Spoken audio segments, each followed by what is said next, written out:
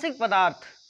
तो हम जानेंगे कि आनुवांशिक पदार्थ क्या होता है, कि जो आनुवांशिकी है, हमें जो लक्षण आते हैं तो उन लक्षणों को पीढ़ी दर पीढ़ी कौन लेकर जाता है, तो ये आज हम जानेंगे। तो इसमें सबसे महत्वपूर्ण होता है डीएनए। डीएनए नाम तो सुना ही होगा, बहुत ही जाने पहचाने हैं भाई साहब ये DNA. Deoxyribose nucleotide, deoxyribo nucleic acid कहा जाता है इसे। तो ये जो होता है तो ये एक गुणसूत्र के रूप में होता है। तो जो प्रोकैरियोटिक सेल होती हैं तो उसके कोशिका द्रव्य में एक गुणसूत्र के रूप में स्थित होता है, लेकिन जो यूकैरियोटिक होता है, यूकैरियोटिक सेल्स होते हैं, यूकैरियोटिक कोशिका होती हैं, तो उनमें ये डीएनए अणु प्रोटीन के साथ जब मिलता है तब ये गुणसूत्र बनाता है, क्रोमोसोम का निर्माण करता है। और ये कहां होता है? केंद्रक में पाया जाता है, ये केंद्रक में पाया जाता है। तो ये जो होते हैं तो इन्हीं से गुणसूत्र बनता है। गुणसूत्र कैसे बनता है?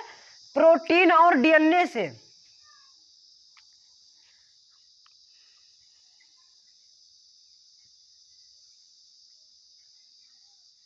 गुणसूत्र दो चीजों से मिलकर बना होता है, प्रोटीन प्लस डीएनए। तो इन दो चीजों में से मिलकर बना होता है। तो इन्हीं से जो इनके जो लक्षण होते हैं, हेरेडिटेरियल मटेरियल होता है, ये हेरेडिटरी मटेरियल आनुवांशिक पदार्थ के रूप में।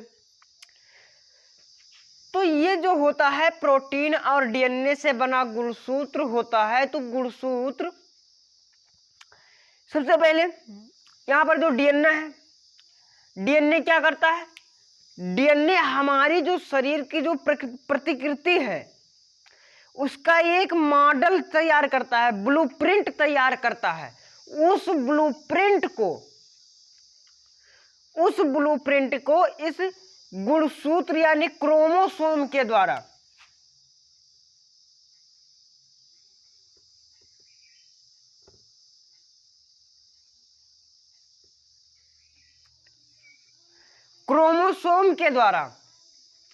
अपनी अगली पीढ़ी तक पहुंचा देता है, जिससे जो वहां के वो डीएनए के साथ में मिलकर उसकी प्रतिकृति तैयार कर देता है।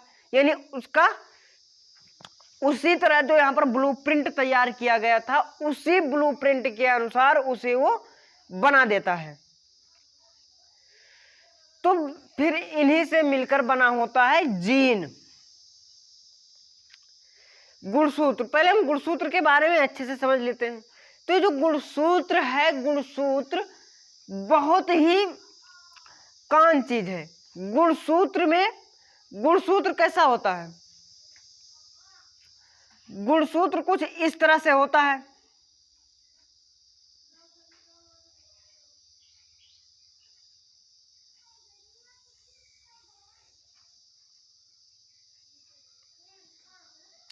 इस तरह से होता है। यहां पर ये खास तरह की प्रोटीन्स होती हैं। यहां पर ये प्रोटीन्स होता है, इसे कहा जाता है सिर हेड। और ये होता है उसका तंतु फिलामेंट, और ये होता है पूंछ। तो जो गुणसूत्र है, गुणसूत्र का एक सिद्धांत भी बना था। तो एक गुणसूत्र शब्द है, तो इसका प्रयोग किया था बाल्डेयर ने सन 1888 में। इसे एक ऐसी रचना के आधार पर प्रयोग किया गया था जो अपने आप में एक पूरी तरह से कुंडलित है। इसका अगर जो हम प्रतिकृति देखी, ये तो आपको मैंने सिर्फ ऐसे ही दिखा दिया है, लेकिन जो इसके बारे में अगर जो हम पूरा देखें, इसका जो अगर जो हम पूरी आकृति देखें तो ये कुछ इस तरह से होता है।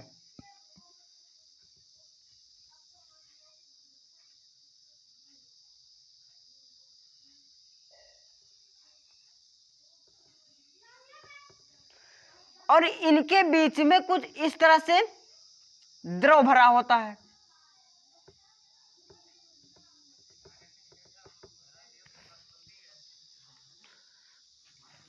ये होता है। तो जो यहां पर इनके अंदर कुछ खास तरह के प्रोटीन्स होते हैं, स्पेशल प्रोटीन। तो ये जो प्रोटीन्स होते हैं, तो जब ये ओवम के साथ में मिलते हैं, यानी अंडाणु के साथ में मिलते हैं, तो जैसे ही अंडाणु के साथ में इसका फर्टिलाइजेशन हो जाता है, यानी निषेचन हो जाता है। जैसे ही अब यहां पर हम मान लेते हैं ये कोई अंडाणु है और ये यहां से निकला गुणसूत्र।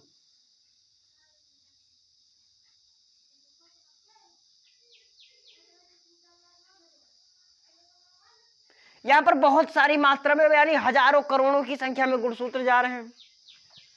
और यहां पर जैसे ही ये गुणसूत्र इसके अंदर प्रवेश हुआ, यानी इससे मिला, तैसे ही उसी समय ये प्रवेश कब करता है, जब इसके अंदर एक खास पदार्थ होता है, यानी प्रोटीन्स। तो वही प्रोटीन जिस तरह जैसे ही इससे टकराएगा वो प्रोटीन्स खुल जाएगी और वो खुलकर इसके साथ मिल जाएगी। और इसके जैसे ही इसमें लगेगा, इसका दरवाजा खुल जाएगा और जैसे ही इसके अंदर प्रवेश करेगा गुणसूत्र, क्रोमोसोम, उसी समय अपने आप ये जो अंडाणु है, अंडाणु के ऊपर एक लेयर बन जाएगा, सख्त लेयर, जिसके बाद में जो बाकी गुणसूत्र हैं वो यहां से इसके बाद में इससे निषेचन नहीं कर सकते। इसीलिए यही कारण है कि सिर्फ एक ही गुणसूत्र का निषेचन होता है, इसे हम कह सकते हैं। और गुणसूत्र हमेशा जोड़े में होता है। अगर जो कोई भी लक्षण है तो उसके लिए दो जीन होते हैं, एक लक्षण के लिए जीन हमेशा जोड़े में होता है। इतना याद रखना कि जो जीन होता है वो हमेशा जोड़े में होता है। जिन बच्चों को समझ में ना आया हो कमेंट कर दें, और जो नए हो चैनल को सब्सक्राइब करके वीडियो को लाइक कर दें। तो ये है। अब जीन सब, यानी जो इसका है क्रोमोसोम का प्रयोग सन 1888 में बाल्डेयर ने किया था। जब बाल्डेयर ने किया था तभी इसको एक कायिक, यानी कायिक के रूप में इन्हें एक, मैंने ये बताया, एक गुच्छे के रूप में होता है। तो इसके आधार पर इसका नाम क्रोमोसोम रखा गया था, गुणसूत्र नाम दिया गया था। तो अब ये जो गुणसूत्र है, यानी जो प्रोटीन्स है और डीएनए है, तो डीएनए भी अपने आप में एक बहुत बड़ी है। तो इतना बच्चे नोट कर ले। और जो जीन शब्द है, जीन शब्द यानी जो कारक हैं, मेंडल ने क्या कहा था, मेंडल ने सिर्फ कारक कहा था, फैक्टर कहा था। लेकिन जो जीन शब्द है, जीन शब्द का प्रयोग जॉनसन ने किया था। अब इसे हम ऐसा भी कह सकते हैं कि जीन की खोज जॉनसन ने की थी। तो ये होता है। बच्चे इतना नोट कर लें ताकि हम आगे पढ़ें।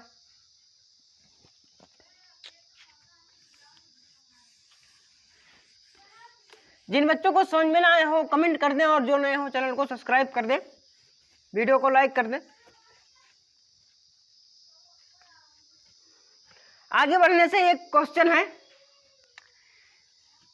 कि एक वृक्क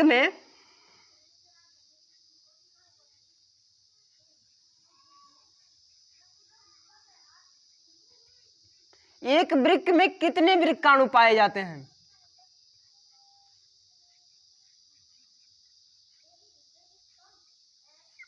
कितने वृक्काणु पाए जाते हैं?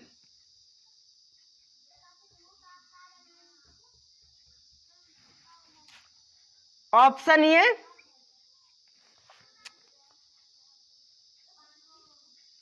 6, 46 वृक्काणु,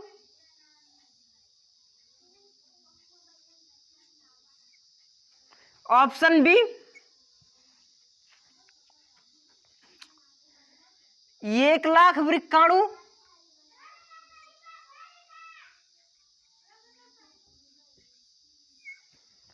ऑप्शन सी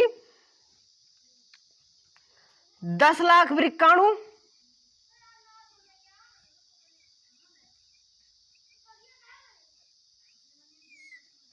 या फिर ऑप्शन डी इनमें से कोई नहीं।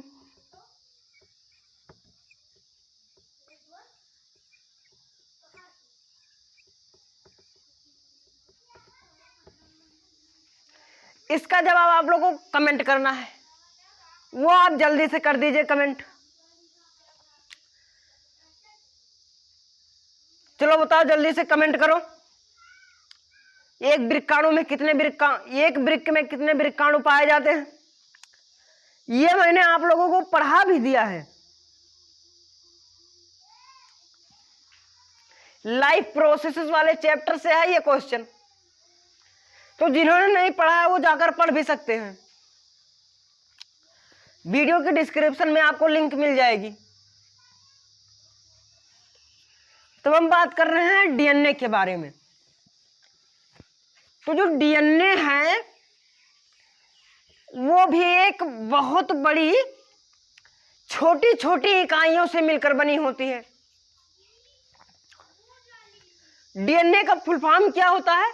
डीऑक्सीराइबोज न्यूक्लिक एसिड, या फिर इन्हें हम ऐसे भी कह सकते हैं डीऑक्सीराइबो न्यूक्लियोटाइड, या फिर सिर्फ न्यूक्लियोटाइड्स।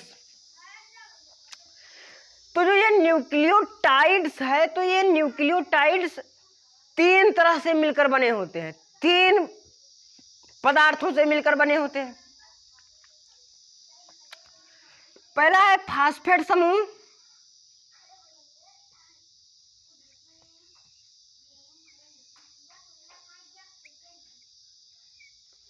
फास्फेट समूह, और दूसरा है पेंटोज शुगर,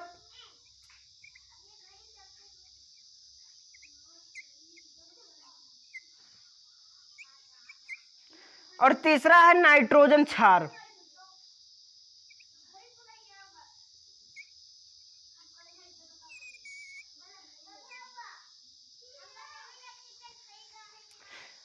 अब यहां पर पेंटोज, यहां पर ये 3 तरह से मिलकर बना होता है, फास्फेट समूह, पेंटोज शुगर और नाइट्रोजन क्षार। तो इनसे जो मिलकर बने होते हैं ये 3 चीजों से। अब यहां पर जो नाइट्रोजन क्षार है, तो जो अब यहां पर जो सबसे पहले ध्यान लेते हैं फास्फेट समूह में कुछ एसिड्स होते हैं, फॉलिक एसिड, फास्फेटिक एसिड, और पेंटोज शुगर है। जो पेंटोज शुगर है तो वो एक 5 कार्बन का समूह होता है, C5H10O4, ये है इसका रासायनिक सूत्र पेंटोज शुगर का। अब यहां पर नाइट्रोजन क्षार, नाइट्रोजन क्षार आपको 4 तरह के मिलेंगे। नाइट्रोजन क्षार में पहला आता है एडेनिन,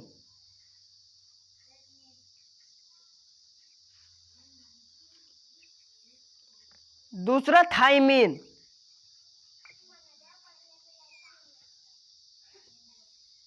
ग्वानिन,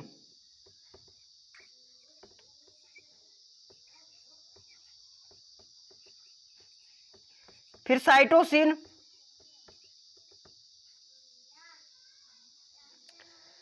इस तरह से मिलकर बना होता है।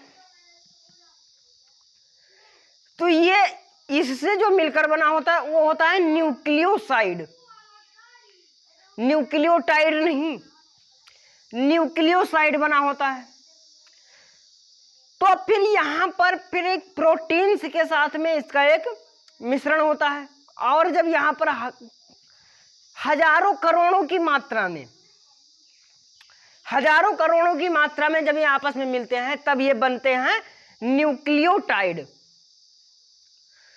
और ये इसमें जरूरी होता है। ये सिर्फ मैं डीएनए की बात बता रहा हूं, आरएनए की नहीं। जो आरएनए होता है वो उसमें ये नहीं होते हैं।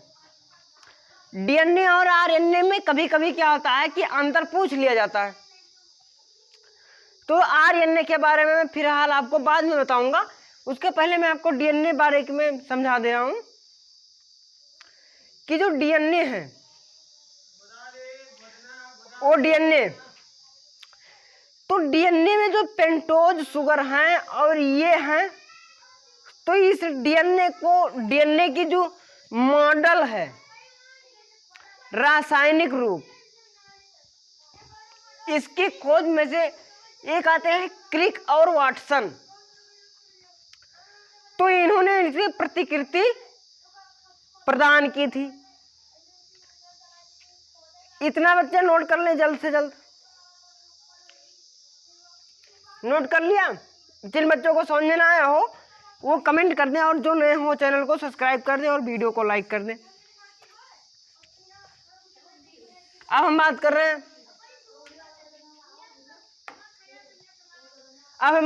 हैं डीएनए की जो रासायनिक दृष्टि है,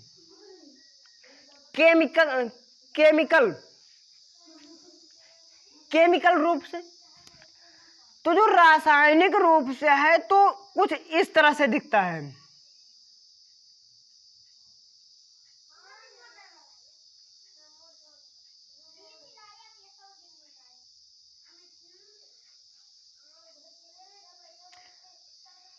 जो फास्फेट समूह है वो यहां पर होता है,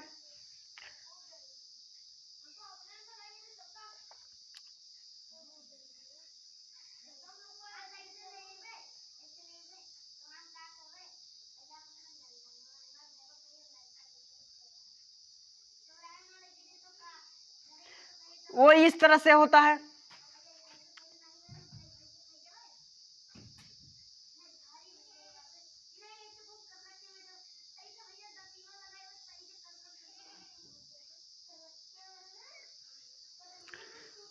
वो कुछ इस तरह से दिखाई देता है।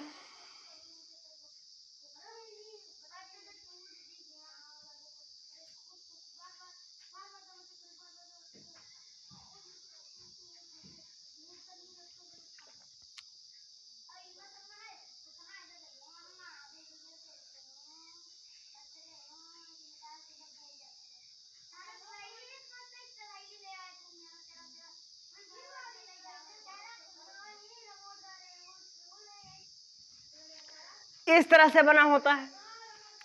फास्फेट समूह यहां पर लगा होता है और इनमें सब में पेंटोज शुगर होते हैं। और फिर जो ये बाकी है इसमें होता है एडेनिन, और इसमें थायमिन, इसमें ग्वानिन, इसमें साइटोसिन। ये होते हैं केमिकल रूप से ये होते हैं। और फिर जब इन्हीं की पूरी एक बहुत बड़ी लंबी लाइन चली आती है कुछ इस तरह से, फिर ये आपस में इसी तरह जुड़ जाएंगे।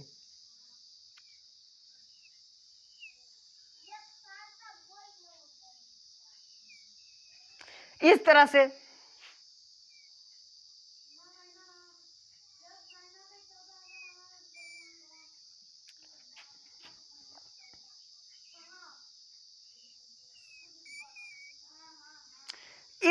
एक चले जाते हैं। लेकिन फर्क इनमें सिर्फ इतना आता है कि यहां पर इसमें सिर्फ बॉन्ड आपको 3 तरह के मिल जाएंगे। बंध जिन्हें कहते हैं वो बॉन्ड होते हैं।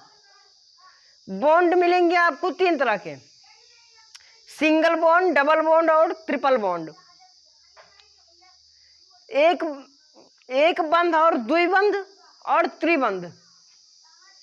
इनमें क्या होता है, ये जो बंध होते हैं तो इनमें इलेक्ट्रॉनों का आपस में जुड़ना होता है, और ये खास करके कार्बन के बीच लगता है। जो कार्बन की चेन होती है और कार्बन की चेन के बीच लगता है। फिलहाल वो मैं आपको IUPAC नेमिंग में बताऊंगा, लेकिन अभी यहाँ पर हम DNA पर फोकस कर रहे हैं। तो DNA का जो ये है, ये रासायनिक रूप है। और यहाँ पर जो एडेनिन है, फिलहाल एडेनिन जुड़ा होता है थायमिन से। एडेनिन थायमिन से और ग्वानिन साइटोसिन से। अब यहीं पर जो DNA है वो कुछ इस तरह से मिलकर बना होता है, द्विपालित होता है, पॉलीन्यूक्लियोटाइड, यानी द्विपालित होता है। वो मैं अभी आपको बताता हूं। इतना नोट कर लिया ना। जो DNA है वो द्विपालित होता है, उसमें पॉलीन्यूक्लियोटाइड होता है।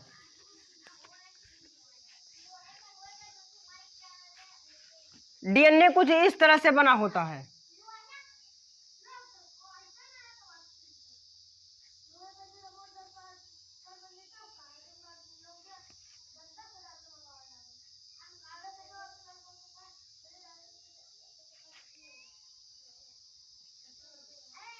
इस तरह से आपस में इस तरह से उलझे हुए बने होते हैं। तो अगर जो हम DNA की अगर जो हम एक सीढ़ी बना ले, DNA की अगर जो हम एक सीढ़ी बना ले, वो कुछ इस तरह से होता है। इनके बीच में कुछ इस तरह से होते हैं।